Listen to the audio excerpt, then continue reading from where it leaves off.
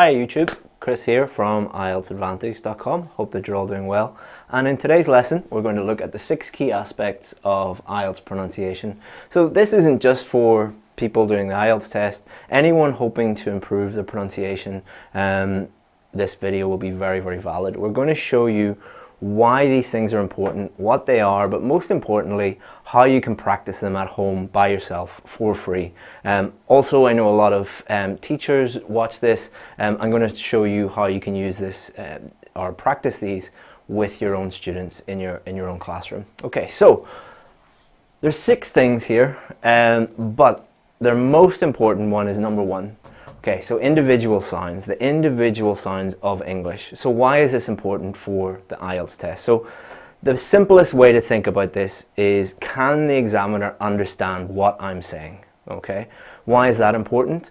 If you are hoping, as many of you are, to get a 7 or above, if the examiner cannot understand everything that you're saying, you're not going to get a 7 or above. It's as simple as that. And it's nothing to do really with accent. It's your use of the sounds of English. So the most important one is this one. We're going to talk about the other 5, and they are important, but where you should start and where you should focus should be on this, the individual signs of English. So in the speaking test, you're going to be judged on fluency and coherence, grammar, vocabulary, and pronunciation. So if you think about those in a hierarchy, the pronunciation is the most important one, because it doesn't matter how great your vocabulary is or your grammar or your fluency. If the examiner doesn't know what you're saying, you're never going to get a high score. So if you have particular problems with the English language, with the sounds of the English language, then this should be your main focus. Okay, so the most important thing to realize, and I didn't realize this before I became an English teacher and started to think about it, is that pronunciation is totally physical, all right? It is not a mental process. So let me explain what that means by giving you a demonstration. So if you're watching this video, do this with your lips. Smile like this with your lips, okay? And then make a sound. E, okay? Next, act like you're going to kiss someone, like this, and make a sound. Ooh. E, ooh.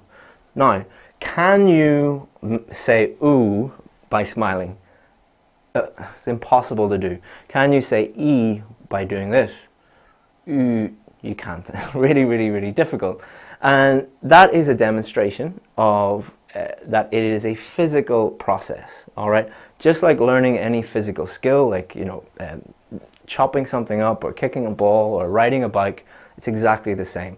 You have to train your lips, your teeth, your tongue, where your jaw is. If you can form your face into the correct position, you will be able to make that sound. So why is this relevant? Why am I telling you about this? Because there are many sounds in English that will be totally alien to you, because you will never have made them within your own language. When you're speaking your own language, there will be different mouth movements, lip positions, your tongue position, where you put your teeth. And if you are not used to making these sounds, you're going to have a big problem with them. And the key to making clear English sounds is just physical. It's just forming your face into the correct position. Let me demonstrate one last time. I used to teach in Vietnam, and I noticed that my students had a big problem with the 2 sounds in English, th and the, th and the. This, that, Thursday. A lot of students had a big problem with that. Why is that? Is it a mental thing? Is it because Vietnamese people just can't get their head around that sound? No, that would be silly. It's totally a physical thing. Why? Because to make that sound, you must do this. You must put your tongue between your teeth. Try and say Thursday without putting your tongue between your teeth. Thursday. You can't do it. So it's really important that you realize that there will be specific sounds that you have difficulty with, not because of a mental process, because you're stupid or anything like that. It's just because you're not used to making that sound. And every country, every language has this. Germany has problems with w and v. Spain has problems with b and v, they mix them up. So find out what your particular problems are, and then you can work on them. You can do that by listening to yourself speaking, but even better, get a native English speaker or someone who's very good at English to listen to you and point out your particular problems.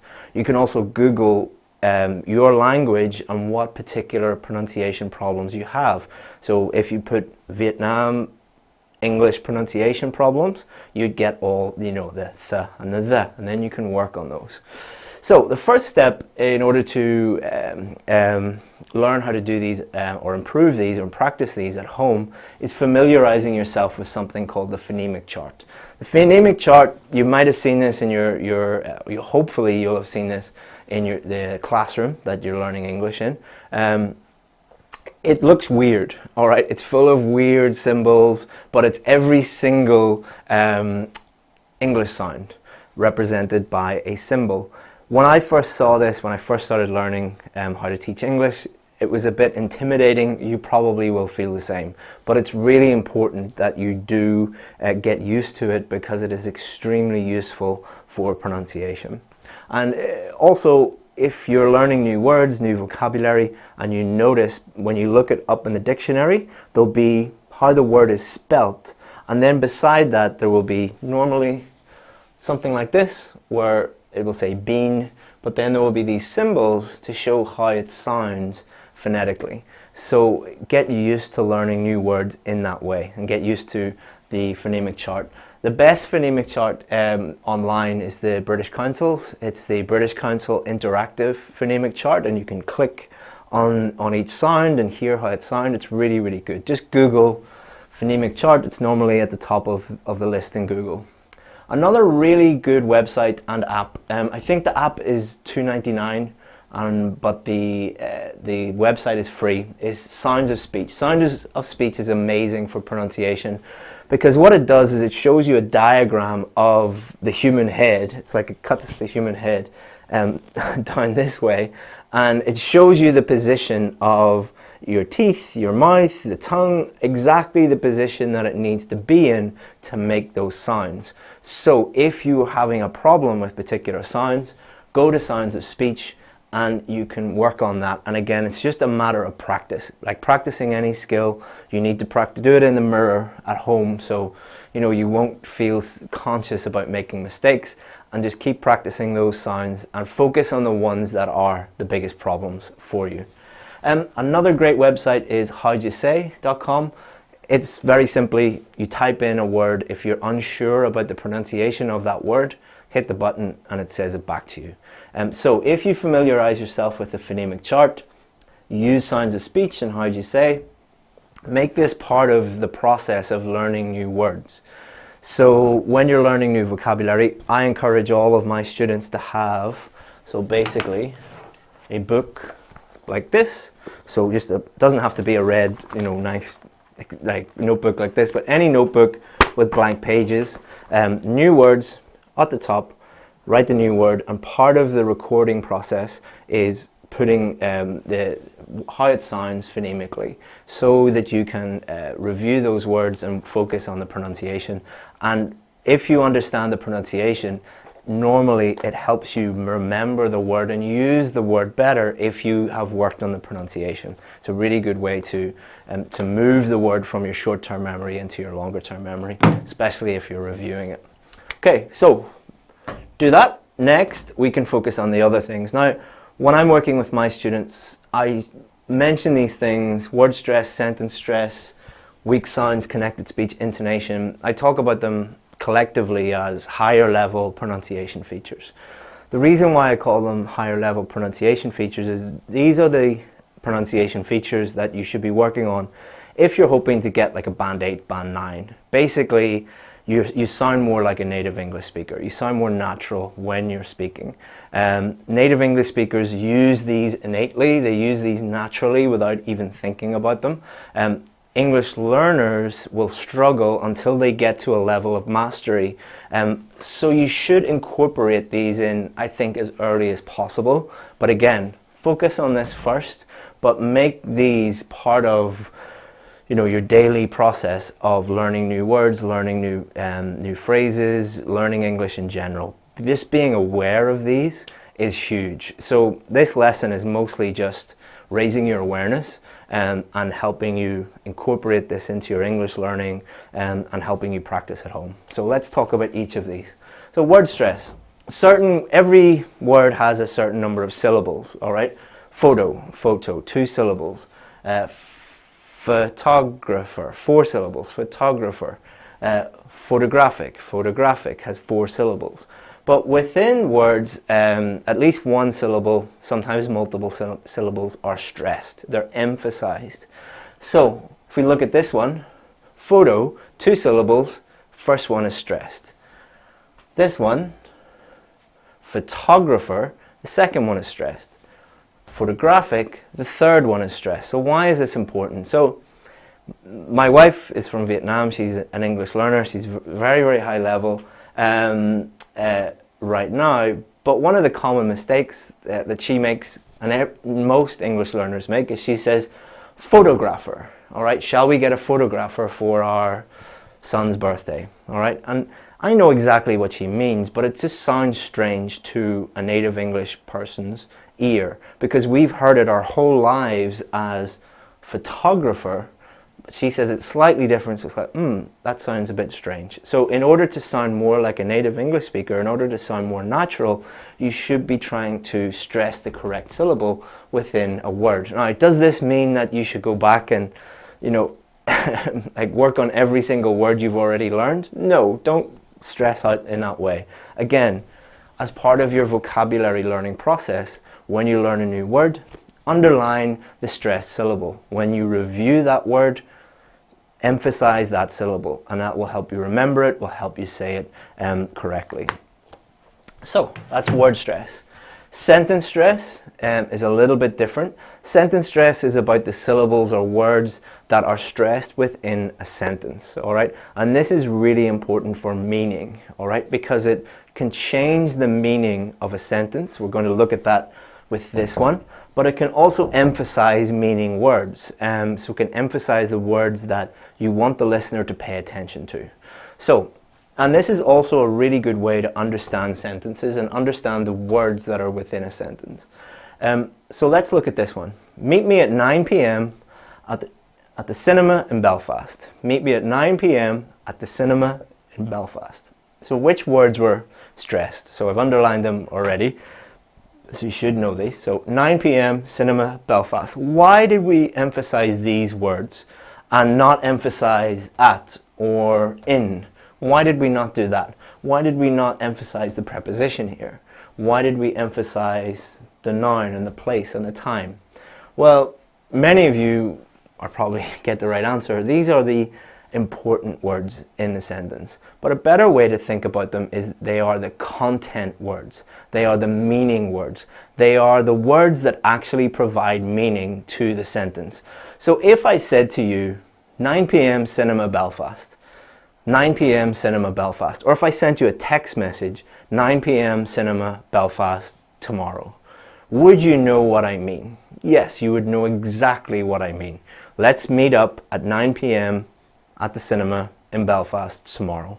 But if I said to you, meet me at the inn, meet me at the inn, would you understand what I'm saying? You would have no idea, because these words do not carry any meaning really. These are function words, normally grammar words, normally pronouns, prepositions, articles, things like that are very important for grammar and stitch the whole sentence together, but are not really that important for meaning.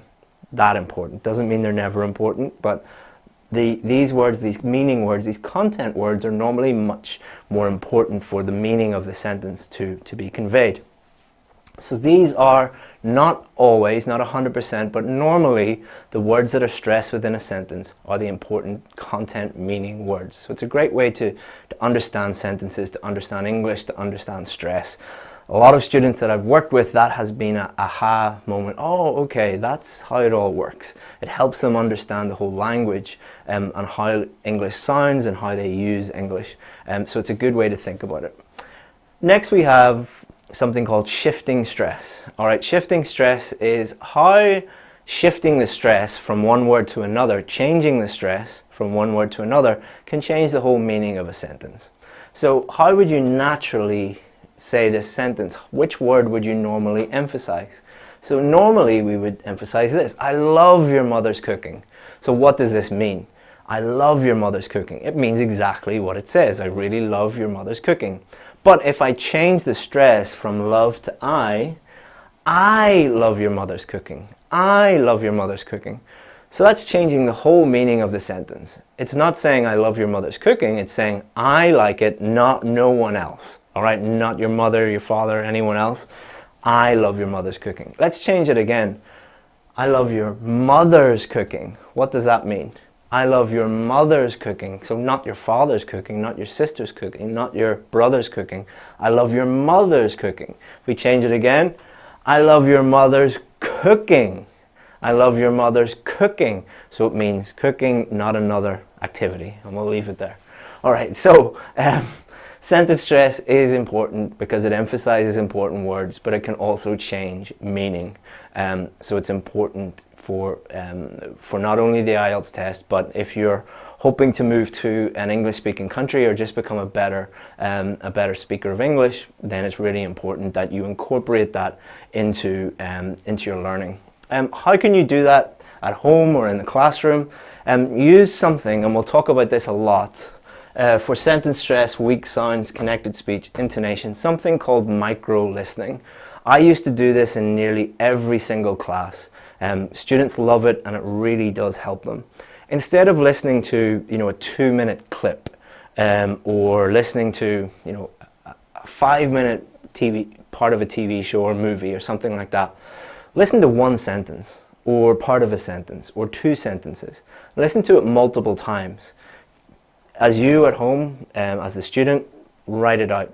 Write it out as you hear it. And then you can work on a lot of different things. For sentence stress, what are you going to work on?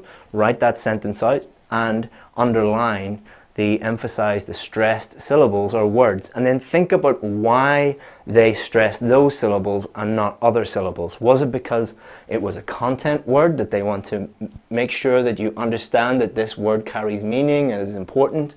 Or is it because they want to slightly change the meaning of the sentence or just state the sentence literally?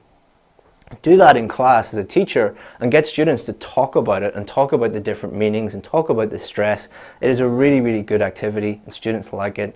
Don't have to do it for every sentence, but it is good as part of a pronunciation or a listening class. Okay, number 4, extremely important, weak sounds. All right, weak sounds. This symbol is sometimes called a schwa. What this is, this sound is okay, So you make that sound by relaxing everything, relaxing your lips, your tongue, your jaw, everything, and just a little bit of breath coming out.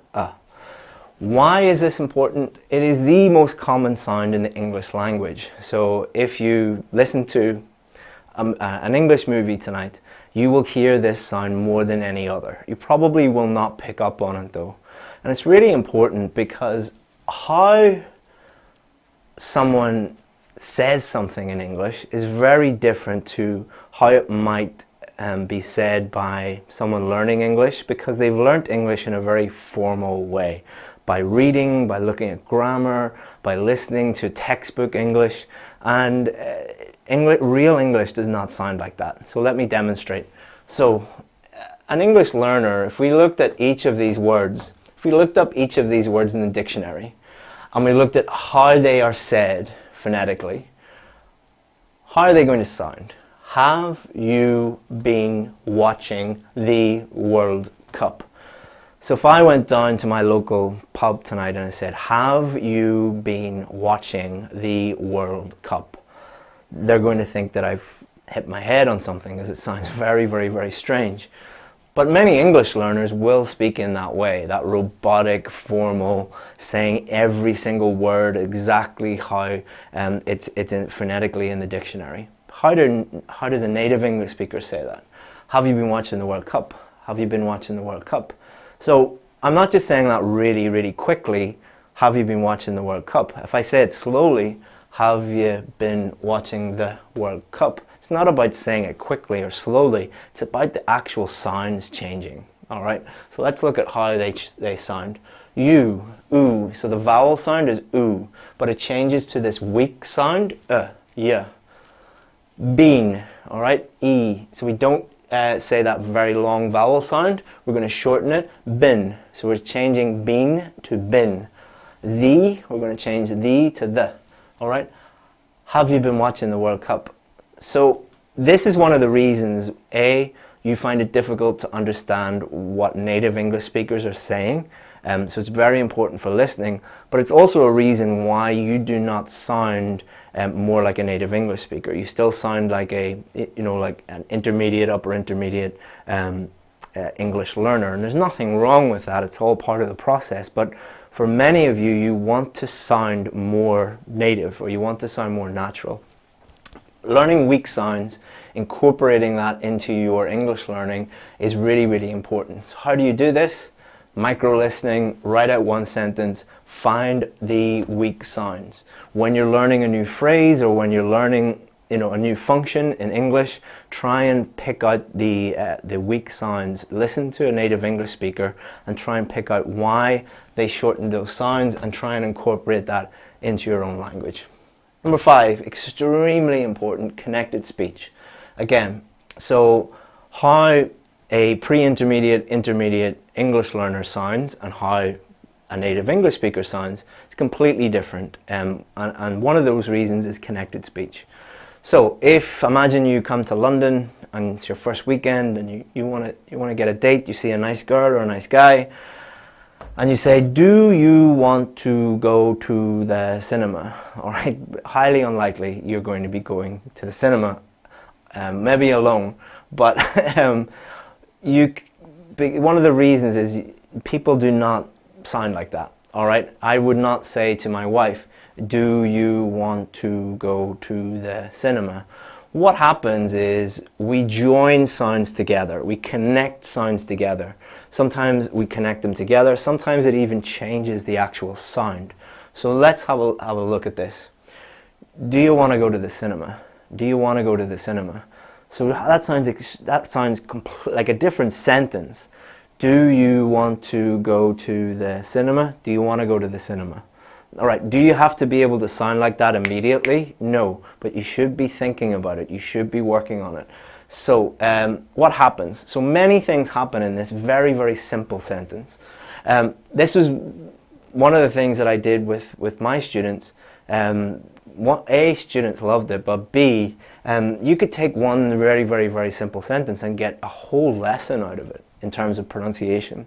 There's a lot going on here that you don't realize, that you don't really think about, that native English speakers don't even think about. So what's happening here? Do you? So do, ooh is changing to you, ooh is changing to want to is changing to wanna. So the t is completely removed. There's a deletion of those sounds. Wanna. Here, give me a pen. This sound is being introduced. Go to, all right? Do you want to go to? Do you want to go to? So, if you're thinking about this and you're thinking about the different aspects of connected speech, I could make a whole course on connected speech. This is just an introduction, but you should be thinking about these things. Again, micro listening. One of the reasons why you are maybe not getting the listening scores that you're hoping for is because of connected speech and weak sounds, but possibly even more than weak sounds is connected speech. Also, you might have moved to to a English-speaking country, and you find it very difficult to understand what people are saying. People in those countries do not really know that you're an English learner. They're not going to change how they speak to you or slow down their speech or stop using connected speech because you're a native or not a native English speaker. They're going to be using this. There's no way around it. So you have to learn how to listen for it and how to use it as much as possible. Again, you don't have to learn it today or tomorrow. Incorporate it into your English learning. And you can do this watching a movie tonight in English. Pause the movie throughout, every every 30 minutes or something like that, and write it down. And then after, try and link things up and think about, okay, what happened to the sounds? Did the sounds go away? Was a new sound introduced? Was it a weak sound? What happened there? And again, for teachers, this is a great exercise when you're working on anything, grammar, vocabulary, anything. You can be focusing on connected speech. Intonation, really, really important. Intonation is how our voices naturally go up and go down. Why is this important? Because it conveys meaning and feeling. It conveys meaning. It can change the meaning of one word. It can change the meaning of a whole sentence. It can also change how you are signaling to someone how you feel about something. Again, pronunciation, the best way is by giving you an example. Excuse me. So, the World Cup is on at the moment. If after this lesson I say to my wife, I'm going to the pub to watch the match, and she says, fine, fine. So going up, fine. But if I say to my wife, I'm going to the pub to watch the match, and she says, fine, fine. So it's one word, but one means I'm free to do whatever I want. The other means that I might not. I might be locked out of my house when I get back and my wife's very angry. Another one would be, imagine I'm your teacher and you come into class late. So you're 10 minutes late. And I say, oh, please sit down. Hey, please sit down. Okay, please sit down.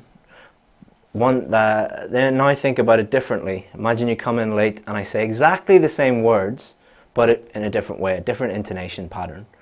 Please sit down. Please sit down. Please sit down. Please sit down.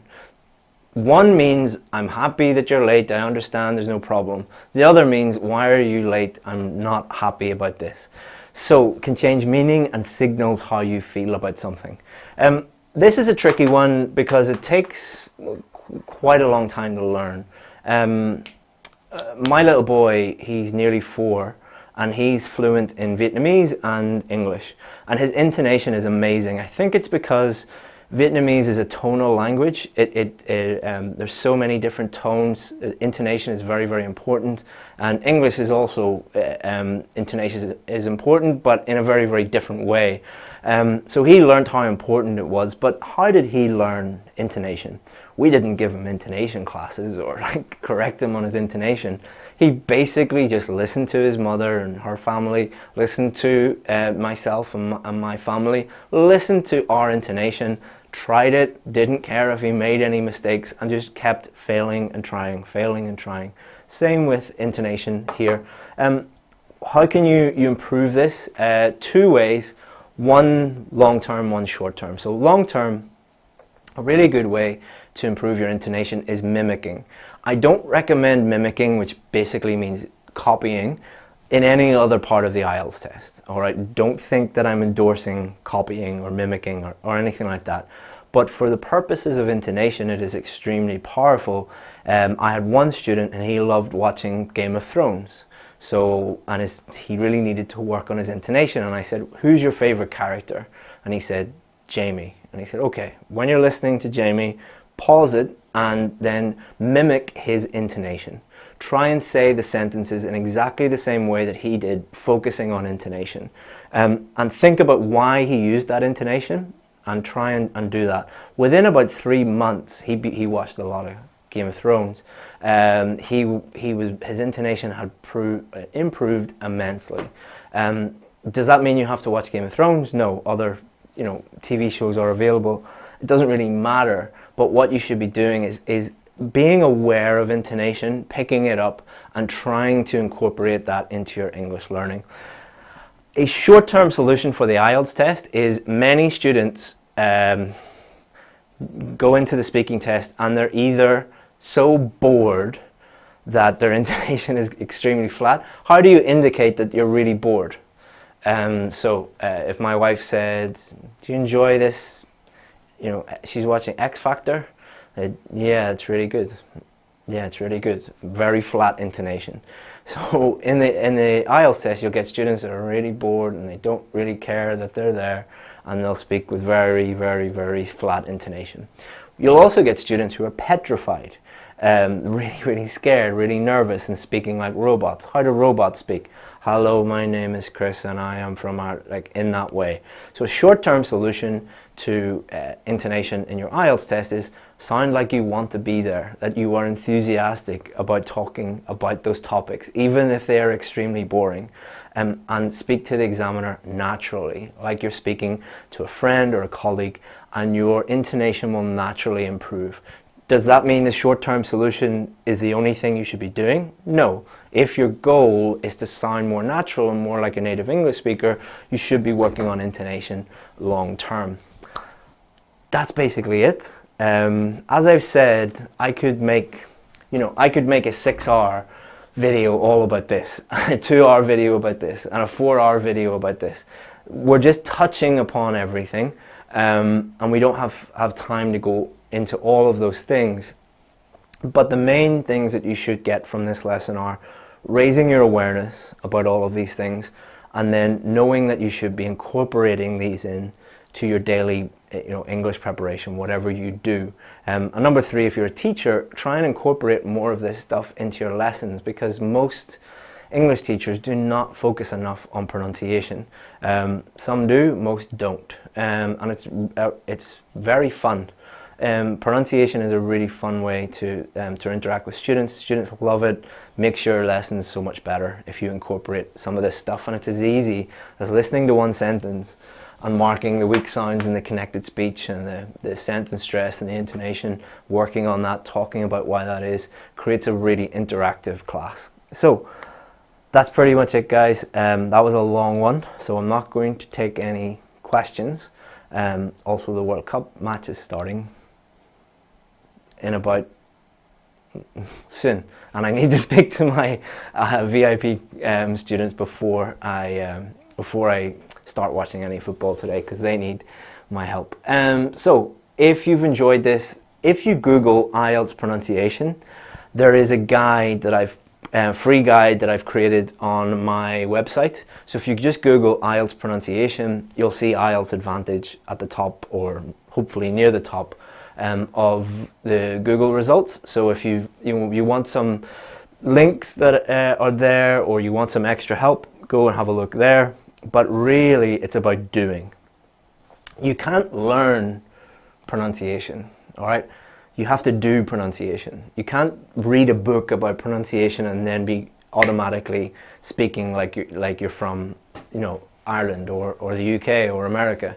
You have to do it. You have to practice it. I don't like that expression, practice makes perfect, but in this case it does. So if you have any other questions, please feel free to comment below this video. I'll try and get to you as soon as I can. If you have any questions about IELTS, either go to my website, IELTSadvantage.com, where you'll find 99% of the answers to your questions, or if you need help with your IELTS preparation, feel free to send me an email, chris@IELTSadvantage.com, chris@IELTSadvantage.com. And that's pretty much it, guys. If you've enjoyed this video, and it's a free video, all we ask is that you subscribe or give it a like, or just in the comments just say thank you. Thank you very much, guys. Have a great weekend, and good luck if any of you are still in the World Cup. Bye bye.